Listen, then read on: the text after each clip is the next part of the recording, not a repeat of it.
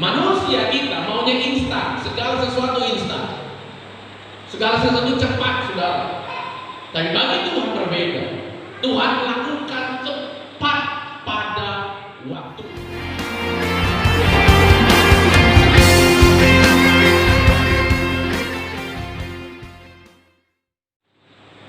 Minggu lalu kita sudah bicara tentang waktu kita, ya, waktu kita untuk Tuhan, ya kan? Di hari ini kita akan berbicara tentang waktunya Tuhan. Bisa disamakan, saudara. Waktu kita dengan waktu Tuhan itu berbeda. Saudara, kita nggak bisa samakan. Oh, ternyata waktunya saya dan waktu Tuhan itu sama. Enggak, berbeda. Karena itu dalam minggu lalu kita sudah belajar tentang waktunya kita, waktu yang terbaik bagi saudara yang kita bisa berikan untuk Tuhan. Bahkan minggu lalu saya sudah katakan kita fair saja sama Tuhan. Dalam 2 jam ibadah kita, saudara, berapa waktu yang terbaik yang kita bisa berikan untuk Tuhan? Saya kasih 2 jam, Pak Pendeta, enggak, sorry. Itu waktu yang ibadah kita biasa. Tapi waktu yang terbaik dari mana saudara bisa ketemu Tuhan, connect sama Tuhan, itu waktu yang terbaik yang kita bisa berikan bagi Tuhan. Dan hari ini kita mau melihat bagaimana sih waktu Tuhan bagi saudara. Karena waktu Tuhan dan waktu saudara jauh berbeda. Manusia kita maunya instan, segala sesuatu instan, segala sesuatu cepat, saudara. Tapi bagi Tuhan berbeda. Tuhan lakukan tepat pada waktunya bagi saudara. Amin. Mari kita lihat dalam Injil Yohanes pasal yang ke-11. Injil Yohanes pasal 11 mulai ayat yang keempat. Injil Yohanes pasal 11 mulai ayat yang keempat. Perikopnya Lazarus dibangkitkan. Ketika Yesus mendengar kabar itu, ia berkata, penyakit itu tidak akan membawa kematian, tetapi akan menyatakan kemuliaan Allah. Sebab oleh penyakit itu anak Allah akan dimuliakan. Yesus memang mengasihi Marta dan kakaknya dan Lazarus. Namun setelah didengarnya bahwa Lazarus sakit, ia sengaja tinggal 2 hari lagi di tempat di mana ia berada. Amin, puji Tuhan. Kita melihat bagaimana satu cerita singkat yang kita baca dalam Injil Yohanes pasal 11 ini. Ada 3 bersaudara, Marta, kakaknya namanya Maria, dan yang laki-laki namanya Lazarus. Dan ketika itu Lazarus dalam keadaan sakit, kita tidak tahu sakit apa itu, saudara. Yang jelas dalam keadaan sakit, dan pada akhirnya sakit itu berujung kepada kematian. Ya. Nah, dalam masa sakitnya itu, saudara kasih, sangatlah berharap Marta dan Maria ini untuk kehadiran Tuhan di tengah keluarga mereka yang kecil ini. Saya yakin mereka sudah mengirim utusan. Mereka sudah sampaikan kepada utusan, tolong sampaikan kepada Yesus, sampaikan kepada guru kami untuk datang singgah ke rumah kami karena saudara kami mengalami sakit. Tapi apa yang terjadi ketika Yesus mendengar berita ini, ketika Yesus menerima berita ini, apa yang Yesus lakukan? Dia sengaja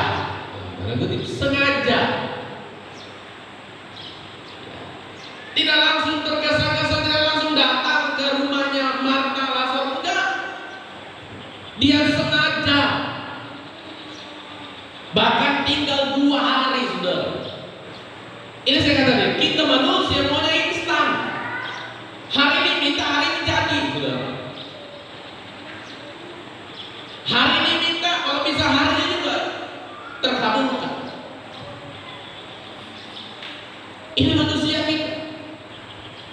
Kami bagi Tuhan berbeda. Ya, saya katakan waktu Tuhan itu sangat jauh berbeda dengan waktu saudara. Mari kita lihat baik-baik. Mulai ayat yang keempat tadi, ketika Yesus mendengar berita ini, Yesus sengaja saudara, dia biarkan. Dan pada akhirnya dunia adalah Lazarus mati. Dan saudara tahu berapa hari jaraknya dari kematian Lazarus sampai kedatangan Tuhan? Kalau saudara baca dalam Alkitab ada 4 hari jarak. Saudara tahu bagaimana keadaan tubuh manusia ketika sudah mati dalam kondisi 4 hari. Beda. Seharusnya ketika Yesus dengar berita itu kan seharusnya Yesus langsung datang. Karena di ayat yang kita baca, Yesus itu mengasihi mereka, saudara. Yesus itu mengasihi 3 saudara ini, sangat mengasihi. Tapi kenapa Yesus sengaja? Bahkan kalau saudara baca baik-baik ayat yang ayat 15. Coba lihat ayat 15. Tetapi syukurlah aku tidak hadir pada waktu itu. Loh, saudara. Udah kata sengaja, langsung Yesus kata, syukur saya tidak datang. Syukur saya tidak hadir pada saat itu. Kalau bagi Tuhan tidak ada yang terlambat. Tuhan tidak terlambat dan Dia juga tidak terlalu cepat. Tuhan selalu tepat pada waktunya. Amin. Mari kita lihat. Baik, kita belajar pelan-pelan. Saya ingin buka, saya ingin apa yang saya pelajari, apa yang saya tahu, saya ingin bagi kepada saudara. Karena semua kita alami ini. Semua kita berada dalam situasi di mana kita menunggu waktunya Tuhan. Kalau ibarat kita sedang mau di dalam diri sebuah bandara, kita sedang ada di ruang tunggu. Kita ada di ruang tunggu, saudara. Ini satu tempat yang mungkin nyaman kalau sekarang, saudara, ya bandaranya udah dingin, bisa ngecas, bisa santai, tidak jauh dari ruang tunggu, ada tempat beli minuman, makanan. Mungkin sekarang seperti itu udah asik lah. Ya, kalau di Balikpapan ada bioskopnya lagi, saudara. Tapi satu ruangan yang bagi kita adalah ruangan yang sebenarnya nggak enak, kita ruang tunggu. Apalagi kalau saudara kita baca tulisan di atas delay. Aduh, ini hal yang sangat menjengkelkan. Padahal kita mau buru-buru nih, kita mau cepat sampai di tujuan. Terus ada tulisan delay, ditunda, saudara. Ditunda kita nggak tahu berapa lama, 1 jam kan, 2 jam kan, kita nggak tahu, saudara. Cuma tulisannya ditunda penerbangan kita. Dan ini adalah momen di mana kita merasa bahwa momen yang nggak enak, saudara. Saudara di ruang tunggu. Saya dan saudara, hari ini kita berada di ruang tunggunya Tuhan. Semua kita. Apapun yang saudara doakan, apapun yang saudara sampaikan kepada Tuhan, hari ini saya dan saudara berada di ruang tunggunya Tuhan. Kita menanti waktunya Tuhan. Amin. Mau nggak mau, suka tidak suka, kita harus ada dalam satu situasi kondisi seperti ruangan ini. Pertanyaan saya, saudara, apa yang harus kita buat? Apa yang harus kita lakukan? Ketika kita berada dalam ruang tunggunya Tuhan, ketika kita berada dalam waktunya Tuhan ini, apa yang harus kita buat? Karena waktunya Tuhan ini tidak sama dengan waktu kita. Kita maunya instan, kita maunya cepat, saudara. Tapi bagi Tuhan, Dia tetap tahu kapan tepat yang waktu yang pas untuk saya dan saudara terima apa yang kita doakan, apa yang kita harapkan, apa yang kita minta dari Tuhan. Tuhan tahu waktu yang tepat itu bagi saya dan saudara. Terus pertanyaan, apa yang harus kita buat? Semua kita hadir di sini. Apa yang kita harus lakukan? Kita belajar sama-sama, saudara. Yang pertama, apa yang harus kita lakukan di saat menanti waktunya Tuhan? Yang pertama, saya membaca ayat 24 sampai ayat 27. Ayat 24 sampai ayat 27. Kata Marta kepadanya, aku tahu bahwa Ia akan bangkit pada waktu orang-orang bangkit pada akhir zaman. Jawab Yesus, akulah kebangkitan dan hidup. Barang siapa percaya kepadaku, ia akan hidup walaupun ia sudah mati. Dan setiap orang yang hidup dan ia percaya kepadaku tidak akan mati selama-lamanya. Percayakah engkau akan hal ini? Lihat dengar jawabannya Marta. Jawab Marta, ya Tuhan, aku percaya bahwa engkaulah Mesias, anak Allah, dia yang akan datang ke dalam dunia. Apa yang harusnya saudara buat? Apa yang harusnya saudara lakukan ketika kita berada dalam penantian waktunya Tuhan? Yang pertama adalah menambah kepercayaan saudara kepada Tuhan. Percaya kita bisa ditambah, kita tambah. Saya kasih ilustrasi mudah ya bagi saudara. Saudara yang dalam ruangan ini, semua saudara dalam ruangan ini, saudara jawab sendiri saja. Pribadi saudara, dalam hati saudara, saya tanya saudara. Saudara percaya Yesus Kristus adalah Tuhan?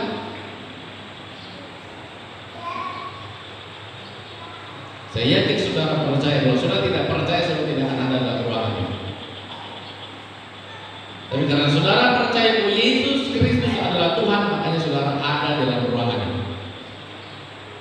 Jadi sekarang saya tanya pertanyaan kedua. Bapak Ibu, saya nggak tahu apa yang saudara alami hari ini. Mungkin ada Bapak Ibu, salah satu Bapak atau dua Bapak atau tiga Bapak Ibu, satu Ibu, dua Ibu, mengalami keadaan ekonomi yang dulu agak seret-seret. Ekonominya agak susah. Sekarang saya tanya, saudara percaya nggak Tuhan sanggup untuk memulihkan keadaan ekonomi? Itu saya agak ragu.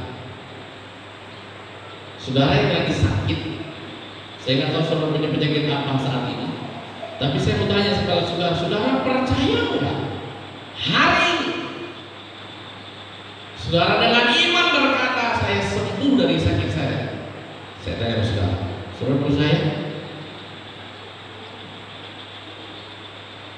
Kalau hari ini ada keluarga yang dalam keadaan keluarga yang umur lagi goyang, sekarang saya tanya, percaya saudara hari ini keluarga mau akan dipulihkan? Anak-anak muda, pemuda-pemudi, ya. Kalau saya tanya hari ini, saudara percaya pemuda-pemudi pulang sebentar dari gereja, saudara temukan pasangan hidup saudara?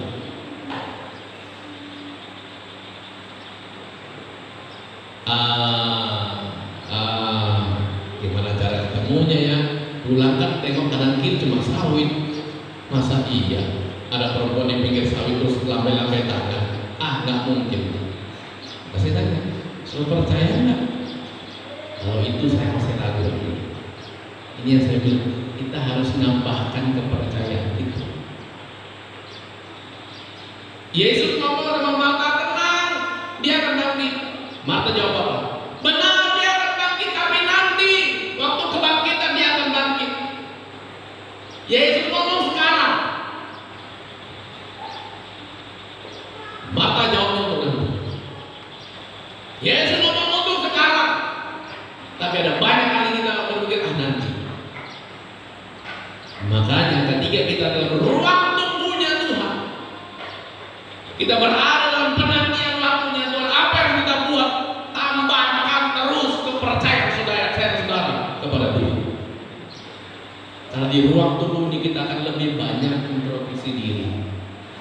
Kita akan lebih banyak merenungkan apa sih yang sudah buat untuk Tuhan, apa sih yang sudah lakukan untuk Tuhan, seberapa banyak yang sudah kerjakan untuk Tuhan.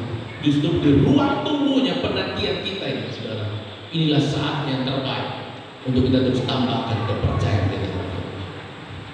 Bukan kita justru jauh dari Tuhan.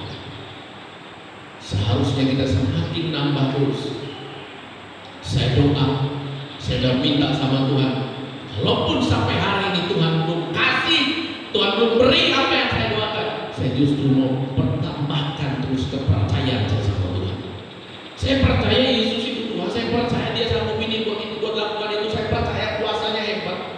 tapi di penantian ini, di dalam waktunya Tuhan ini, saya harus tambahkan terus, tambah terus, tambah terus kepercayaan saya sama Tuhan. Saya nggak mau kendor, saya nggak mau mundur, tapi semakin Tuhan seolah-olah sengaja, semakin seolah-olah Tuhan undur-undur, semakin saya percaya bahwa Tuhan saya berkuasa untuk melakukan hal yang hebat. Yang kedua, apa yang saya saudara buat, apa yang saya saudara kerjakan ketika kita berada dalam ruang tunggunya Tuhan, menanti waktunya Tuhan. Yang kedua adalah Ibrani pasal 6 ayat 12 sampai 15. Apa kesimpulannya? Kita sedang belajar bersabar. Apa yang harus saudara buat ketika kita berada dalam waktunya Tuhan, menanti waktunya Tuhan? Kita sedang melatih kesabaran. Abraham itu dipanggil sekitar umur 75 tahun. Dia keluar, diambil dari keluarganya, bukan keluarga miskin, bukan. Abraham dari keluarga kaya. Dia keluar, dia ikut apa yang Tuhan sampaikan. Dia jalan, Tuhan janji. Kita baca, Tuhan janji kepada Abraham, dia akan memberkati Abraham berlimpah-limpah. Tuhan berjanji kepada Abraham, dia akan mempunyai keturunan yang banyak. 75 tahun, saya nggak tahu dia nikah umur berapa, tapi yang jelas umur 75 tahun dia keluar, dia ikut Tuhan. Sudah tahu umur berapa Abraham dapat anak? 100 tahun. Berarti sekitar 25 tahun Abraham sabar menanti. Mungkin di umur 80-an atau 85 tahun Abraham sudah nanya sama Tuhan, mana Tuhan udah janji kok kasih saya anak keturunan, Tuhan janji memberkati saya, mana?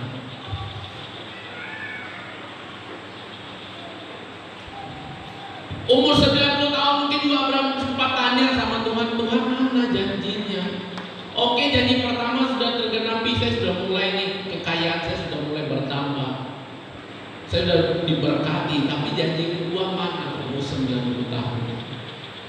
Umur 95 tahun dia tanya lagi, mana keturunan? Akhirnya apa? Sarah istrinya bilang, udahlah kalau begitu ambil nih budak saya namanya Hagar. Semoga dari dia kamu punya anak.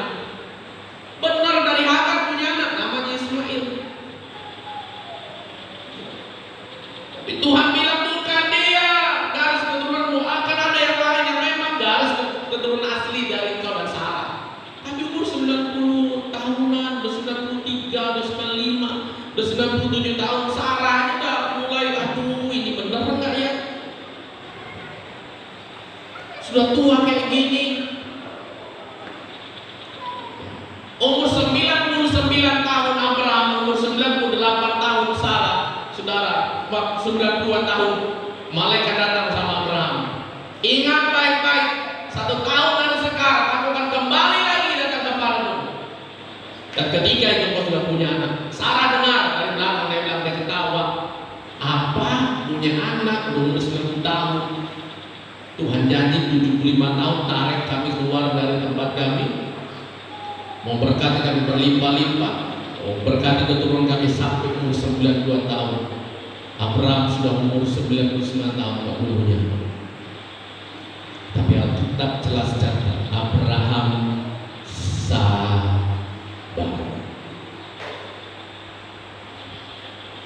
Kita berada dalam waktunya Tuhan harus sabar. Saudara tahu, ketika kita terburu-buru dan kita mau cepat, hasilnya tidak akan memuaskan. Kami sudah banyak alami itu. Kami alami banyak hal. Kami ingin terburu-buru, kami ingin cepat-cepat. Hasilnya tidak ada. Aduh ini cepat. Kami ngobrol sebentar dalam kurun waktu seminggu, 2 minggu, 1 bulan, wadil nih.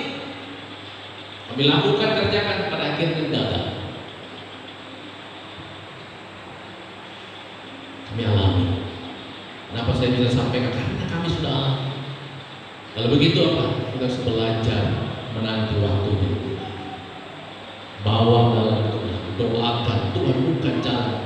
Tepat pada waktunya Tuhan akan buka jalan. Kita belajar sabar. Karena sabar inilah Abraham menerima janji Allah. Tidak pernah terlambat. Apakah terlambat? Apakah sampai mati Abraham? Apakah Abraham sampai sakit penyakit? Enggak. Abraham masih kuat. Ishak bertumbuh besar, masih ada Abraham. Ishak dicarikan istri, Abraham masih ada.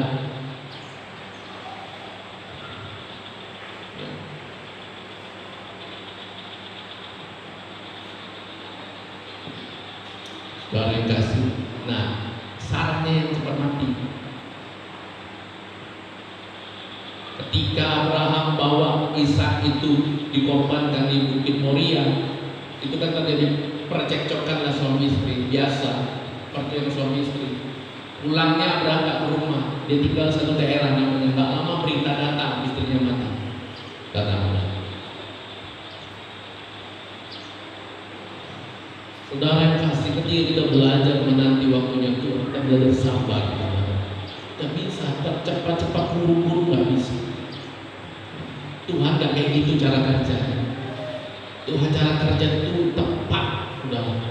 Dia tahu kapan waktunya, dia tahu. Saudara kita ikut waktunya Tuhan. Sabar. Pertama belajar tambahkan terus kepercayaan kita sama Tuhan. Yang kedua kita belajar sabar. Yang ketiga ini yang aneh tapi saya ngerasa mau diberkati sekali. Yang ketiga perhatikan baik-baik. Kita kembali ke Injil Yohanes tadi ya. Yohanes pasal 11.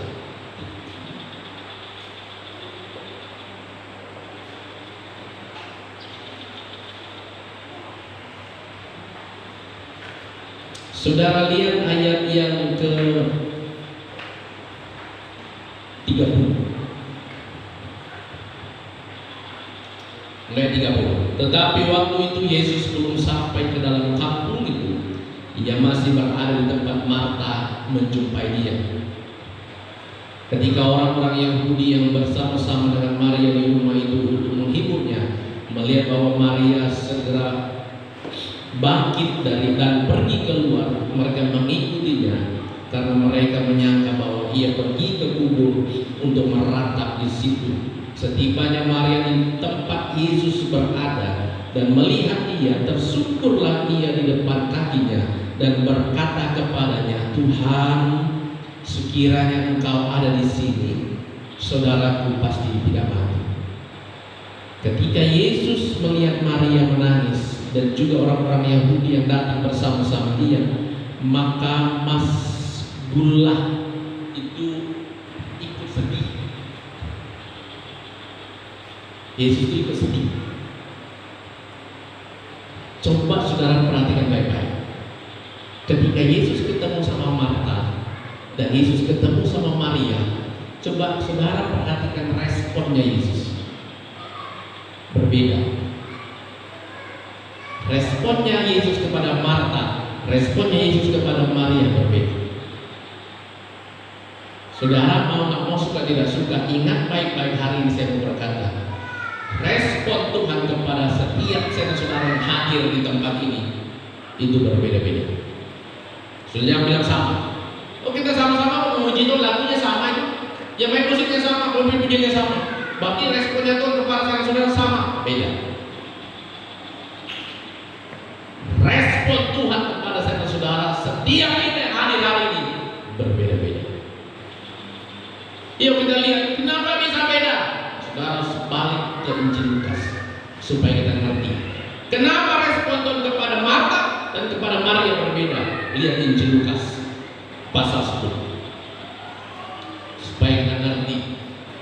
Yesus gak pilih-pilih kasih, gak, tenang.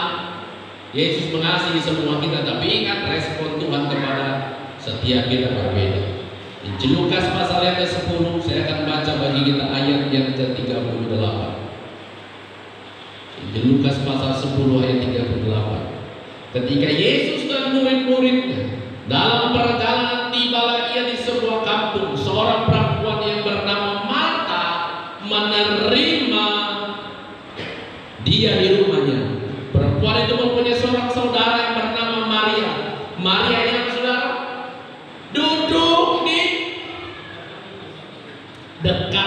kaki Tuhan dan terus mendengarkan perkataan. Sedang Marta sibuk. Sampai pada akhirnya Yesus ngomong nih sama si Marta, tetapi Tuhan menjawab, Marta, Marta, engkau khawatir dan menyusahkan diri dengan banyak perkara, tetapi hanya satu saja yang perlu. Maria telah memilih bagian yang terbaik yang tidak akan diambil daripadanya. Lihat ketika Yesus ngomong sama Marta, Marta bilang, oh ya nanti dia bangkit. Ketika orang bangkit, Maria datang sama Yesus bilang apa? Yesus, kalau kau hadir saat ini, adik saya gak mati karena saya tahu kau sanggup pulihkan dia.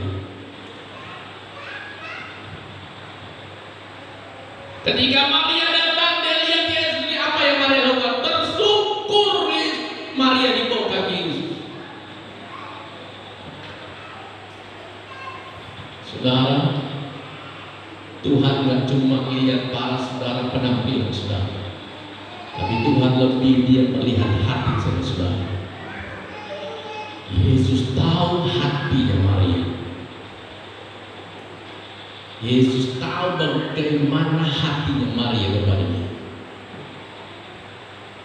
Ketika Maria menangis saudara, Yesus itu sedih. Ketika Maria tersungkur, saat itu Yesus nggak banyak ngomong, dia pergi langsung ke kubur dan bilang kepada Lazarus, bangkit. Apa yang harus kita buat? Menantikan waktunya Tuhan. Yang ketiga saya belajar, kita mau belajar seperti Maria. Kita mau belajar memiliki hati yang terus menyembah kepada Tuhan. Kita harus memiliki hati yang tunduk kepada Tuhan. Kita harus memiliki hati yang selalu punya hubungan dengan Tuhan.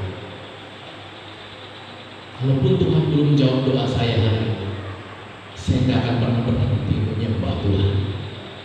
Walaupun Tuhan belum jawab setiap seruan saya, apapun yang saya alami dan tidak sesuai dengan apa yang saya mau, bukan berarti saya mau tinggalkan Tuhan, tapi saya mau terus justru semakin erat memegang, mencari hubungan saya sama Tuhan.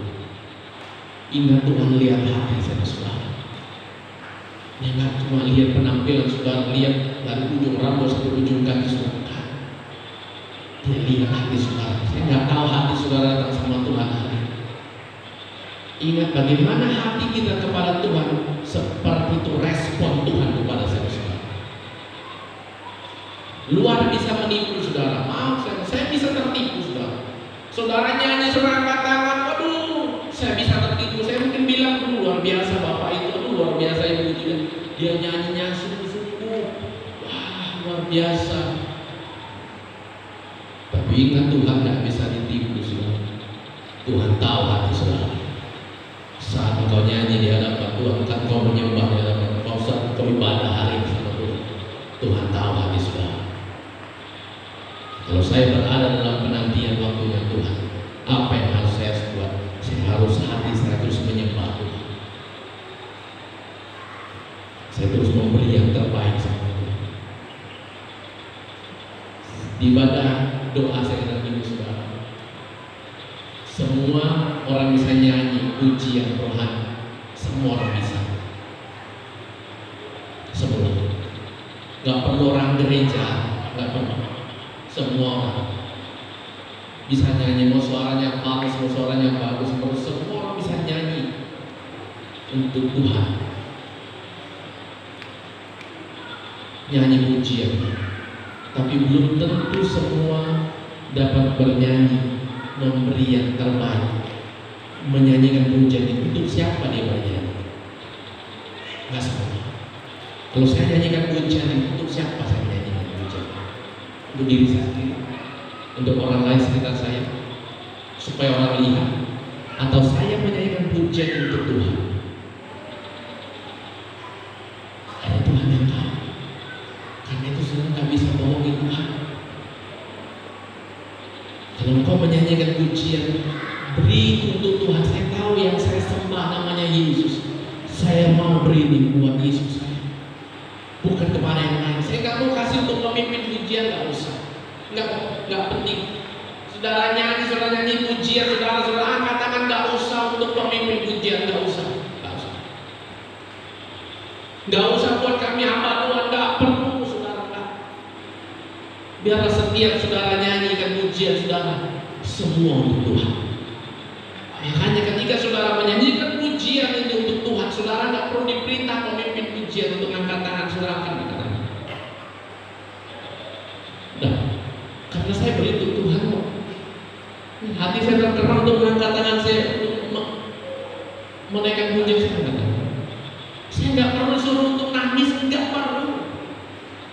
Ya, saya nggak perlu lihat kanan kiri saya. Oh, kenapa dia setia? Masa saya nggak sedih? Kenapa dia meneteskan air mata saya? Enggak ya, nggak perlu. Kalau saudara tahu pujian saudara untuk Tuhan, saudara tahu siapa yang saudara sembah, maka saya percaya saudara akan sungguh-sungguh beri untuk Tuhan. Makanya ketiga kita akan ada ruang tunggunya Tuhan, menanti waktunya Tuhan. Yang ketiga adalah biar hati kita tetap nyembah sama Tuhan, hati kita tetap melekat menjalin hubungan sama Tuhan, jangan menjauh dari Tuhan. Ada banyak orang kecewa karena apa yang dia minta tidak terkabulkan. Ada banyak orang kecewa tinggalkan Tuhan karena apa yang dia harapkan tidak terjadi. Ada banyak orang tinggalkan Tuhan, tinggalkan gereja, tinggalkan persekutuan karena apa? Aduh, saya ke gereja kan tadinya mau ketemu yang sana tuh, tapi kenapa akhirnya nggak jadi? Tinggalkan gereja. Saudara salah, motivasi kita salah. Saudara datang hari ini, saudara datang ke Tuhan. Saya mau senang, saya mau nggak senang, saya mau sedih, mau tidak sedih, saudara. Hati saya mau berikan terus untuk Tuhan. Tuhan jawab hari ini, Tuhan jawab besok, Tuhan jawab tahun depan sekalipun. Hati saya tetap nyembah sama Tuhan. Ketika saya doa hari ini, Tuhan tidak jawab hari ini, bukan berarti saya harus tinggalkan Tuhan, tapi hati saya tetap tunduk kepada Tuhan, dan saya bawa hati saya terus menyembah kepada Tuhan. Karena yang saya tahu, rancangan Tuhan tidak pernah gagal dalam hidup saya juga. Tuhan selalu memberi yang terbaik bagi saya juga. Apakah terlambat Tuhan datang? Bagi kita manusia, ngelihat cerita ini sudah terlambat sekali, udah 4 hari. Badan Lazarus sudah mau busuk, sorry, udah terlambat. Dan gak mungkin semua terjadi. Tapi apa yang terjadi? Ketika Yesus datang, dia katakan kepada Lazarus, keluar. Lazarus keluar, saudara, penuh dengan kain kafan. Semua orang takut, semua orang ngeri, sudah. Ya. Lihat bagaimana Yesus lakukan pekerjaan. Saya percaya bahwa apapun yang Tuhan buat, apapun yang Tuhan kerjakan bagi saya, saudara, Dia lakukan tepat pada waktunya. Tepat pada waktunya. Bagaimana saya saudara menambah kepercayaan kita sama Tuhan? Bagaimana kita menambah kesabaran kita sama Tuhan? Bagaimana kita menambah hati kita terus nyembah sama Tuhan? Kita ada di ruang tunggunya Tuhan. Semua kita. Saya ada di ruang tunggunya Tuhan hari ini. Ada doa yang saya naikkan, saudara. Ada harapan saya naikkan sama Tuhan hari ini. Dan beberapa waktu, mungkin udah hampir 5 tahun ini saya doa sama Tuhan. Ya sudah mau 6 tahun, mungkin hampir 7 tahun saya doa. Saya minta sama Tuhan. Sampai hari ini belum saya lihat, saudara. Saya belum lihat apa jawaban Tuhan. Tapi apakah saya berhenti untuk menyembah Tuhan? Apakah saya berhenti untuk percaya sama Tuhan? Saya justru menambahkan kepercayaan sama Tuhan. Apakah saya sudah mulai gak sabar akhirnya? Kan cukup. Enggak. Saya tahu penantian saya, apa yang saya minta, semua untuk kemuliaan Tuhan, bukan keinginan saya, bukan untuk kebanggaan saya. Apa yang saya minta untuk kemuliaan Tuhan, sampai hari ini Tuhan menjawab, tetap saya nyembah Tuhan. Itu yang saya bagi jemaat Tuhan. Minta sama Tuhan tambahkan kita kesabaran, minta sama Tuhan untuk tambahkan kita iman. Iman untuk apa? Iman untuk melewati semua yang kita hadapi hari ini. Ingat saudara, iman bekerja bukan hanya untuk menyelesaikan masalah saudara. Nah, ya, iman saudara bekerja bukan hanya untuk menyelesaikan persoalan saudara, tapi iman saudara bekerja supaya saudara kuat, mampu melewati semua. Amin. Dan saudara berpikir iman saudara hanya dipakai untuk menyelesaikan semua masalah saudara? Sorry, enggak.